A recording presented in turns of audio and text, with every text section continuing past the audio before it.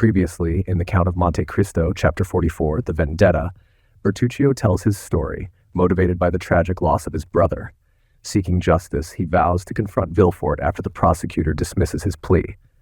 Bertuccio follows Villefort to a house where he witnesses him secretly burying a child. He intervenes, rescues the baby, and raises him as Benedetto. Years later, while hiding at an inn, Bertuccio overhears Caderousse and his wife planning to take advantage of a jeweler during a stormy night. Chapter 45. The Rain of Blood. As the jeweler returned to the apartment, he cast around him a scrutinizing glance, but there was nothing to excite suspicion, if it did not exist, or to confirm it if it were already awakened. Caderousse's hands still grasped the gold and banknotes, and La Carconte called up her sweetest smiles while welcoming the reappearance of their guest. "Well, well," said the jeweller, "you seem, my good friends, to have had some fears respecting the accuracy of your money, by counting it over so carefully directly I was gone." "Oh, no," answered Caderousse, "that was not my reason, I can assure you. But the circumstance by which we have become possessed of this wealth are so unexpected as to make us scarcely credit our good fortune, and it is only by placing the actual proof of our riches before our eyes that we can persuade ourselves that the whole affair is not a dream." The jeweller smiled. "Have you any other guests in your house?" inquired he. "Nobody but ourselves," replied Caderousse. "The fact is, we do not lodge travellers. Indeed, our tavern is so near the town that nobody would think of stopping here." "Then I am afraid I shall very much inconvenience you." "Inconvenience us? Not at all, my dear sir," said La Carconte, in her most gracious manner. "Not at all, I assure you." "But where will you manage to stow me?" "In the chamber overhead." "Surely that is where you yourself sleep." "Never mind about that. We have a second bed in the adjoining room." Caderousse stared at his wife with much astonishment. The jeweller, meanwhile, was humming a song as he stood warming his back at the fire La Carconte had kindled to dry the wet garments of her guest, and this done, she next occupied herself in arranging his supper by spreading a napkin at the end of the table and placing on it the slender remains of their dinner, to which she added 3 or 4 fresh-laid eggs. Caderousse had once more parted with his treasure.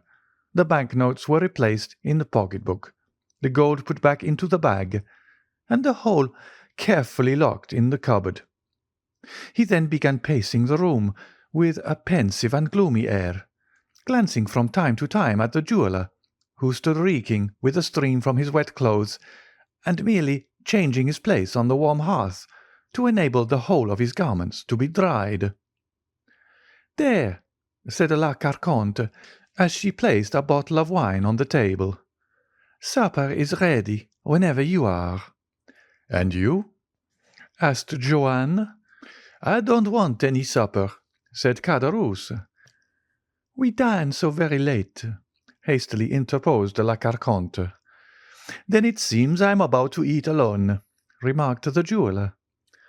"Oh, we shall have the pleasure of waiting upon you," answered La Carconte, with an eager attention she was not accustomed to manifest, even to guests who paid for what they took.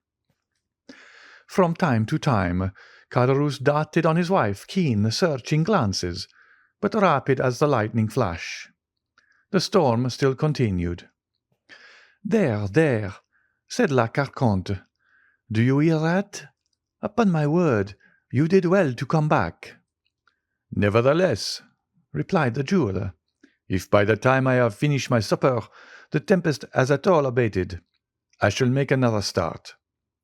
"It's the Mistral," said Caderousse, "and it will be sure to last till tomorrow morning." He sighed heavily. "Well," said the jeweller, as he placed himself at table, "all I can say is so much the worse for those who are abroad." "Yes," chimed in La Carconte, They will have a wretched night of it." The jeweller began eating his supper, and the woman, who was ordinarily so querulous and indifferent to all who approached her, was suddenly transformed into the most smiling and attentive hostess. Had the unhappy man, on whom she lavished her assiduities, been previously acquainted with her, so sudden an alteration might well have excited suspicion in his mind, or at least have greatly astonished him. Caderousse, meanwhile, continued to pace the room in gloomy silence, sedulously avoiding the sight of his guest, but as soon as the stranger had completed his repast, the agitated innkeeper went eagerly to the door and opened it. "I believe the storm is over," said he. But as if to contradict his statement, at that instant a violent clap of thunder seemed to shake the house to the very foundation, while a sudden gust of wind, mingled with rain, extinguished the lamp he held in his hand. Trembling and awestruck, Caderousse hastily shut the door and returned to his guest, while La Carconte lighted a candle by the smouldering ashes that glimmered on the hearth. "You must be tired," said she to the jeweller. "I have spread a pair of white sheets on your bed. Go up when you are ready, and sleep well." Joanne stayed for a while to see whether the storm seemed to abate in its fury, but a brief space of time sufficed to assure him that, instead of diminishing, the violence of the rain and thunder momentarily increased. Resigning himself, therefore, to what seemed inevitable, he bade his host good night and mounted the stairs. He passed over my head, and I heard the flooring creak beneath his footsteps. The quick, eager glance of La Carconte followed him as he ascended, while Caderousse, on the contrary, turned his back and seemed most anxiously to avoid even glancing at him. All these circumstances did not strike me as painfully at the time as they have since done. In fact, all that had happened, with the exception of the story of the diamond, which certainly did wear an air of improbability, appeared natural enough and called for neither apprehension nor mistrust. But, worn out as I was with fatigue and fully purposing to proceed onwards directly the tempest abated, I determined to obtain a few hours' sleep. Overhead I could accurately distinguish every movement of the jeweller, who, after making the best arrangements in his power for passing a comfortable night, threw himself on his bed, and I could hear it creak and groan beneath his weight. Insensibly my eyelids grew heavy, deep sleep stole over me, and having no suspicion of anything wrong, I sought not to shake it off. I looked into the kitchen once more, and saw Caderousse sitting by the side of a long table upon one of the low wooden stools, which in country places are frequently used instead of chairs. His back was turned towards me, so that I could not see the expression of his countenance. Neither should I have been able to do so had he been placed differently, as his head was buried between his two hands. La Carconte continued to gaze on him for some time, then shrugging her shoulders, she took her seat immediately opposite to him. At this moment the expiring embers threw up a fresh flame from the kindling of a piece of wood that lay near, and a bright light flashed over the room. La Carconte still kept her eyes fixed on her husband, but as he made no sign of changing his position, she extended her hard, bony hand and touched him on the forehead. Caderousse shuddered. The woman's lips seemed to move, as though she were talking, but because she merely spoke in an undertone, or my senses were dulled by sleep, I did not catch a word she uttered. Confused sights and sounds seemed to float before me, and gradually I fell into a deep, heavy slumber. How long I had been in this unconscious state I know not, when I was suddenly aroused by the report of a pistol, followed by a fearful cry. Weak and tottering footsteps resounded across the chamber above me, and the next instant a dull, heavy weight seemed to fall powerless on the staircase. I had not yet fully recovered consciousness, when again I heard groans, mingled with half-stifled cries, as if from persons engaged in a deadly struggle. A cry more prolonged than the others, and ending in a series of groans, effectually roused me from my drowsy lethargy. Hastily raising myself in one arm, I looked around, but all was dark, and it seemed to me as if the rain must have penetrated through the flooring of the room above, for some kind of moisture appeared to fall, drop by drop, upon my forehead, and when I passed my hand across my brow, I felt that it was wet and clammy. To the fearful noises that had awakened me had succeeded the most perfect silence, unbroken, save by the footsteps of a man walking about in the chamber above. The staircase creaked. He descended into the room below, approached the fire, and lit a candle. The man was Caderousse. He was pale, and his shirt was all bloody. Having obtained the light, he hurried upstairs again, and once more I heard his rapid and uneasy footsteps. A moment later, he came down again, holding in his hand the small shagreen case, which he opened to assure himself it contained the diamond, seemed to hesitate as to which pocket he should put it in, then, as if dissatisfied with the security of either pocket, he deposited it in his red handkerchief, which he carefully rolled around his head. After this, he took from the cupboard the banknotes and gold he had put there, thrust the one into the pocket of his trousers and the other into that of his waistcoat, hastily tied up a small bundle of linen, and rushing towards the door, disappeared in the darkness of the night. Then all became clear and manifest to me, and I reproached myself with what had happened, as though I myself had done the guilty deed. I fancied that I still heard faint moans, and imagining that the unfortunate jeweller might not be quite dead, I determined to go to his relief by way of atoning in some slight degree, not for the crime I had committed, but for that which I had not endeavoured to prevent. For this purpose I applied all the strength I possessed to force an entrance from the cramped spot in which I lay to the adjoining room. The poorly fastened boards which alone divided me from it yielded to my efforts, and I found myself in the house. Hastily snatching up the lighted candle, I hurried to the staircase. About midway a body was lying quite across the stairs. It was that of La Carconte. The pistol I had heard had doubtless been fired at her. The shot had frightfully lacerated her throat, leaving 2 gaping wounds, from which, as well as the mouth, the blood was pouring in floods. She was stone dead. I strode past her and ascended to the sleeping chamber, which presented an appearance of the wildest disorder. The furniture had been knocked over in the deadly struggle that had taken place there, and the sheets, to which the unfortunate jeweller had doubtless clung, were dragged across the room.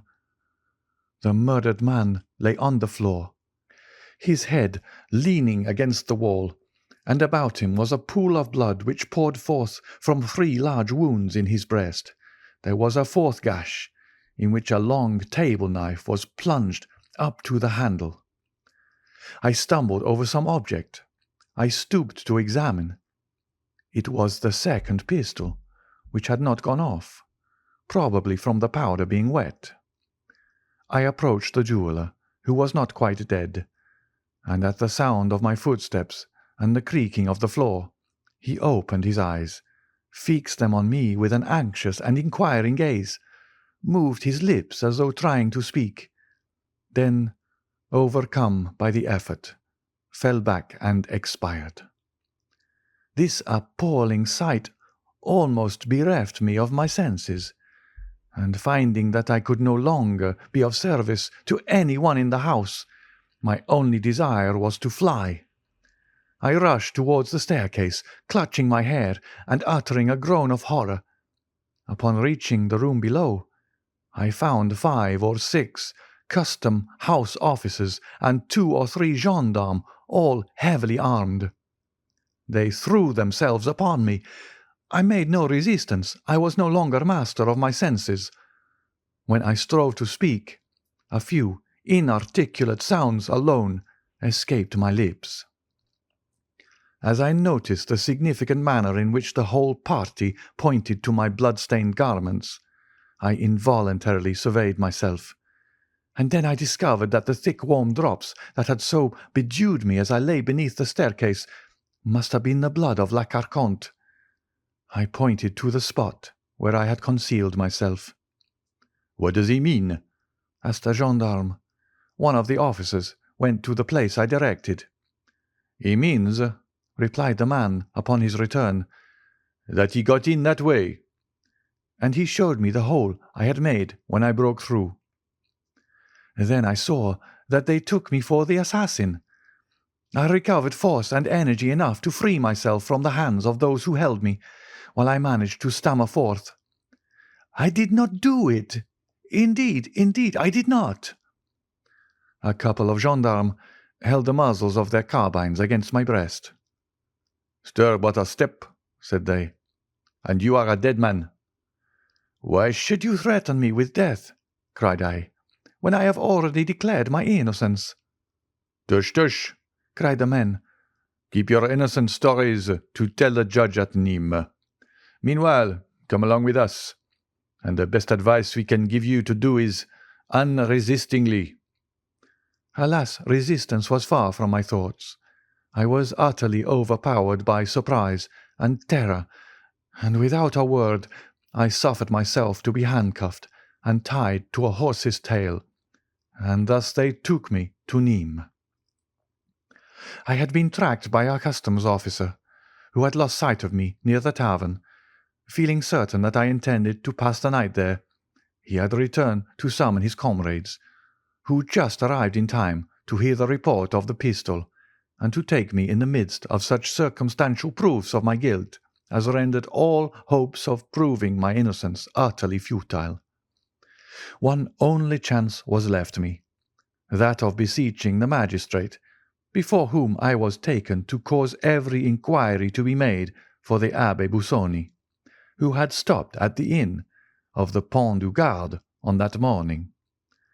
If Caderousse had invented the story relative to the diamond, and there existed no such persons as the Abbe Busoni, then, indeed, I was lost past redemption, or at least my life hung upon the feeble chance of Caderousse himself being apprehended and confessing the whole truth.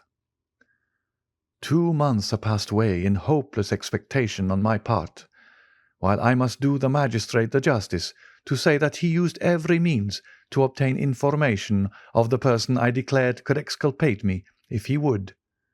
Caderousse still evaded all pursuit, and I had resigned myself to what seemed my inevitable fate. My trial was to come on at the approaching assizes, when, on the 8th of September, that is to say, precisely 3 months and 5 days after the events which had perilled my life, the Abbe Busoni, whom I never ventured to believe I should see, presented himself at the prison doors, saying he understood one of the prisoners wished to speak to him. He added that, having learned at Marseilles the particulars of my imprisonment, he hastened to comply with my desire. You may easily imagine with what eagerness I welcomed him, and how minutely I related the whole of what I had seen and heard. I felt some degree of nervousness as I entered upon the history of the diamond, but to my inexpressible astonishment he confirmed it in every particular, and to my equal surprise he seemed to place entire belief in all I said. And then it was that, won by his mild charity, seeing that he was acquainted with all the habits and customs of my own country, and considering also that pardon for the only crime of which I was really guilty might come with a double power from lips so benevolent and kind, I besought him to receive my confession, under the seal of which I recounted the Auteuil affair in all its details, as well as every other transaction of my life. That which I had done by the impulse of my best feelings produced the same effect as though it had been the result of calculation. My voluntary confession of the assassination at Auteuil proved to him that I had not committed that of which I stood accused. When he quitted me, he bade me be of good courage, and to rely upon his doing all in his power to convince my judges of my innocence. I had speedy proofs that the excellent Abbe was engaged in my behalf, for the rigours of my imprisonment were alleviated by many trifling though acceptable indulgences, and I was told that my trial was to be postponed to the assizes following those now being held in the interests it pleased Providence to cause the apprehension of Caderousse, who was discovered in some distant country and brought back to France, where he made a full confession, refusing to make the fact of his wife's having suggested and arranged the murder any excuse for his own guilt. The wretched man was sentenced to the galleys for life, and I was immediately set at liberty. "And then it was, I presume," said Monte Cristo, "that you came to me as the bearer of a letter from the Abbe Busoni." "It was, your Excellency. The benevolent Abbe took an evident interest in all that concerned me. "Your mode of life as a smuggler," said he to me one day, "will be the ruin of you. If you get out, don't take it up again." "But how," inquired I, "am I to maintain myself and my poor sister?" "A person whose confessor I am," replied he, "and who entertains a high regard for me, applied to me a short time since to procure him a confidential servant. Would you like such a post? If so, I will give you a letter of introduction to him." "Oh, father," I exclaimed, "you are very good." "But you must swear solemnly that I shall never have reason to repent of my recommendation." I extended my hand and was about to pledge myself by any promise he would dictate, but he stopped me. "It is unnecessary for you to bind yourself by any vow," said he.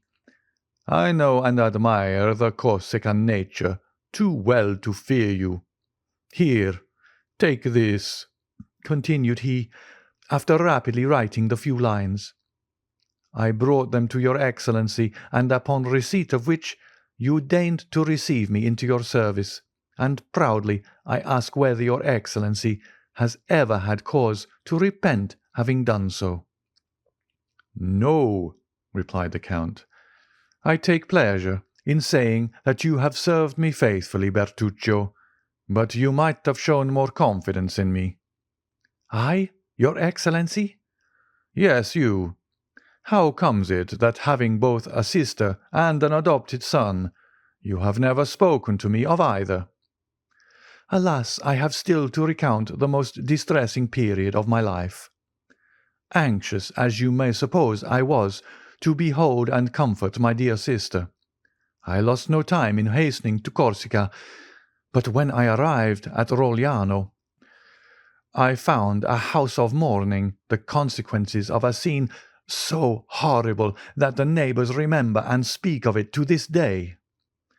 Acting by my advice, my poor sister had refused to comply with the unreasonable demands of Benedetto, who was continually tormenting her for money, as long as he believed there was a sou left in her possession.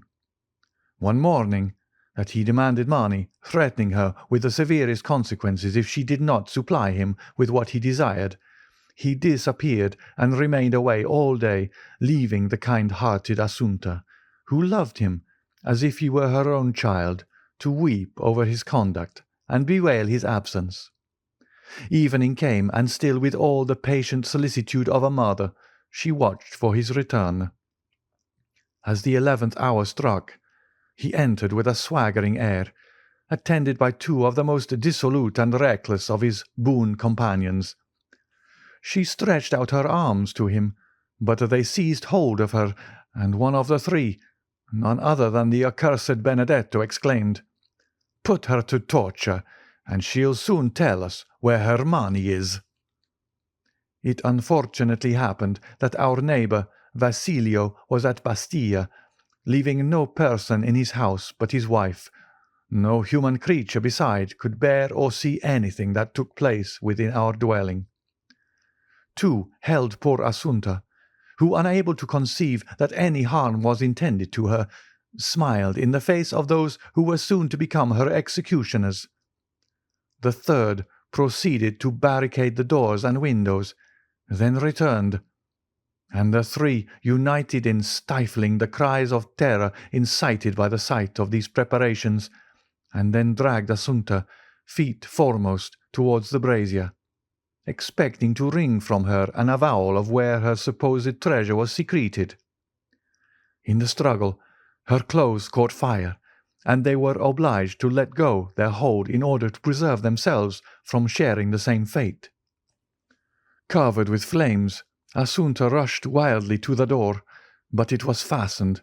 She flew to the windows, but they were also secured. Then the neighbours heard frightful shrieks. It was Assunta calling for help. The cries died away in groans, and the next morning, as soon as Vasilio's wife could muster up courage to venture abroad, she caused the door of our dwelling to be opened by the public authorities, when Assunta, although dreadfully burnt, was found still breathing. Every drawer and closet in the house had been forced open, and the money stolen. Benedetto never again appeared at Rogliano, neither have I since that day either seen or heard anything concerning him.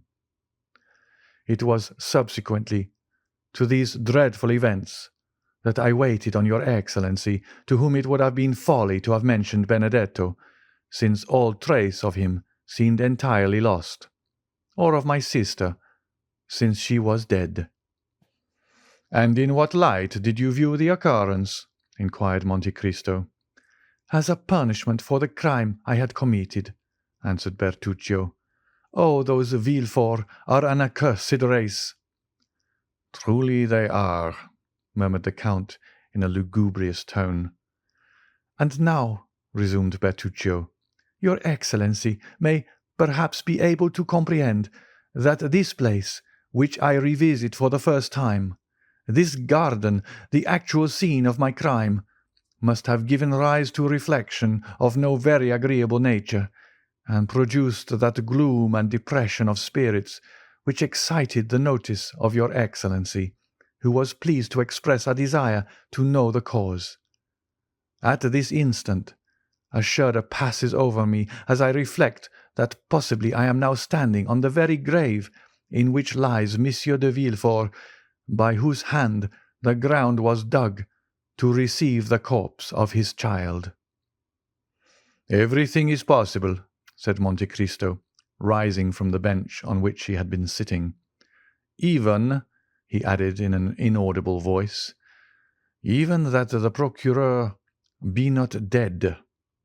The Abbe Busoni did right to send you to me," he went on in his ordinary tone, "and you have done well in relating to me the whole of your history, as it will prevent my forming any erroneous opinions concerning you in future. As for that Benedetto, who so grossly belied his name, have you never made any effort to trace out whether he has gone or what has become of him?" "No, far from wishing to learn whither he has betaken himself. I should shun the possibility of meeting him, as I would a wild beast. Thank God, I never have heard his name mentioned by any person, and I hope and believe he is dead."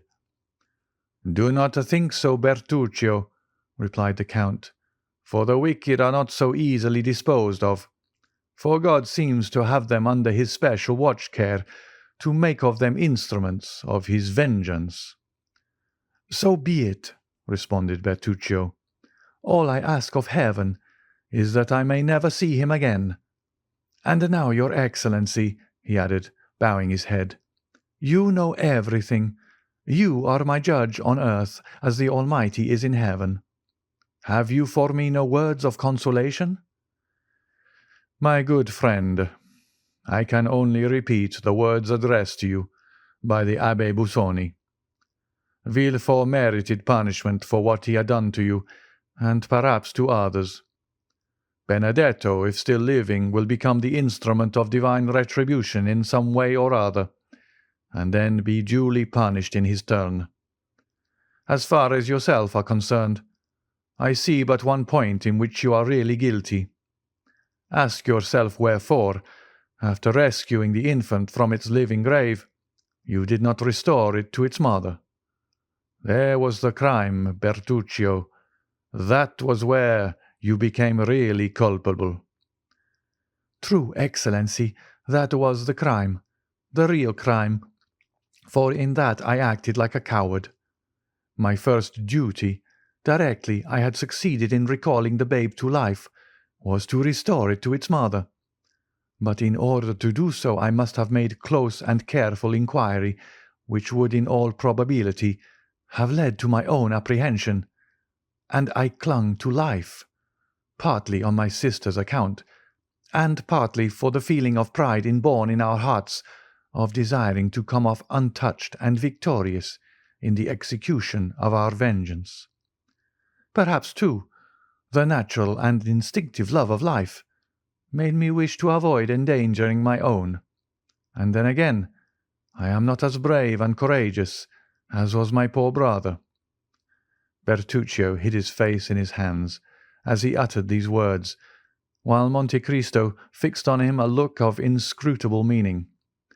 After a brief silence, rendered still more solemn by the time and place, the Count said in a tone of melancholy wholly unlike his usual manner, "In order to bring this conversation to a fitting termination, the last we shall ever hold upon this subject, I will repeat to you some words I have heard from the lips of the Abbe Busoni. For all evils there are two remedies, time and silence.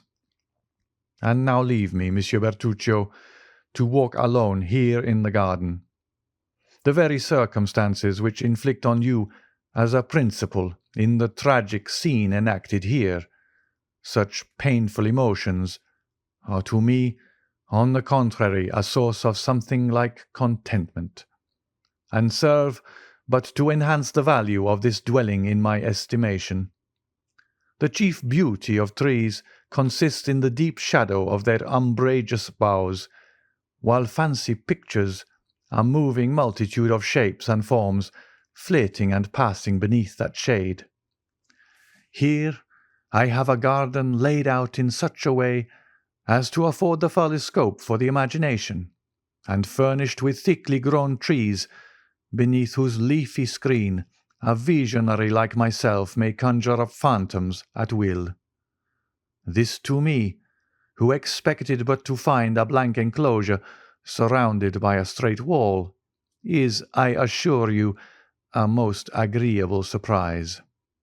I have no fear of ghosts, and I have never heard it said that so much harm had been done by the dead during 6,000 years as is wrought by the living in a single day.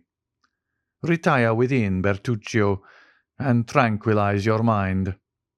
Should your confessor be less indulgent to you in your dying moments than you found the Abbe Busoni, send for me, if I am still on earth, and I will soothe your ears with words that will effectually calm and soothe your parting soul, ere it goes forth to traverse the ocean called eternity." Bertuccio bowed respectfully and turned away, sighing heavily. Monte Cristo, left alone, took 3 or 4 steps onwards and murmured, "Here, beneath this plane tree, must have been where the infant's grave was dug. There is a little door opening into the garden. At this corner is the private staircase communicating with the sleeping apartment. There will be no necessity for me to make a note of these particulars, for there, before my eyes, beneath my feet, all around me, I have the plan sketched with all the living reality of truth." After making the tour of the garden a second time, the Count re-entered his carriage, while Bertuccio, who perceived the thoughtful expression of his master's features, took his seat beside the driver without uttering a word. The carriage proceeded rapidly towards Paris. That same evening, upon reaching his abode in the Champs-Élysées, the Count of Monte Cristo went over the whole building with the air of one long acquainted with each nook or corner. Nor, although preceding the party, did he once mistake one door for another, or commit the smallest error when choosing any particular corridor or staircase to conduct him to a place or suite of rooms he desired to visit. Ali was his principal attendant during this nocturnal survey. Having given various orders to Bertuccio relative to the improvements and alterations he decided to make in the house, the Count, drawing out his watch, said to the attentive Nubian, "It is 11:30. Haydee will soon be here. Have the French attendants been summoned to await her coming?" Ali extended his hands towards the apartments destined for the fair Greek, which was so effectually concealed by means of a tapestried entrance that it would have puzzled the most curious to have divined their existence. Ali, having pointed to the apartments, held up 3 fingers of his right hand, and then, placing it beneath his head, shut his eyes and feigned to sleep. "I understand," said Monte Cristo, well acquainted with Ali's pantomime. "You mean to tell me that 3 female attendants await their new mistress in her sleeping chamber?" Ali, with considerable animation, made a sign in the affirmative. "Madame will be tired to-night," continued Monte Cristo, "and will, no doubt, wish to rest. Desire the French attendants not to weary her with questions, but merely to pay their respectful duty and retire. You will also see that the Greek servants hold no communication with those of this country." He bowed. Just at that moment voices were heard hailing the concierge. The gate opened, a carriage rolled down the avenue and stopped at the steps. The Count hastily descended, presented himself at the already opened carriage door, and held out his hand to a young woman, completely enveloped in a green silk mantle, heavily embroidered with gold.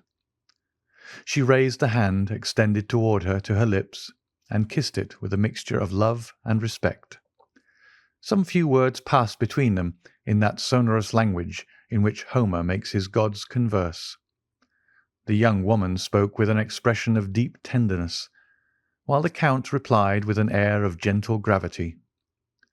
Preceded by Ali, who carried a rose-coloured flambeau in his hand, the newcomer, who was no other than the lovely Greek who had been Monte Cristo's companion in Italy, was conducted to her apartments, while the Count retired to the pavilion reserved for himself.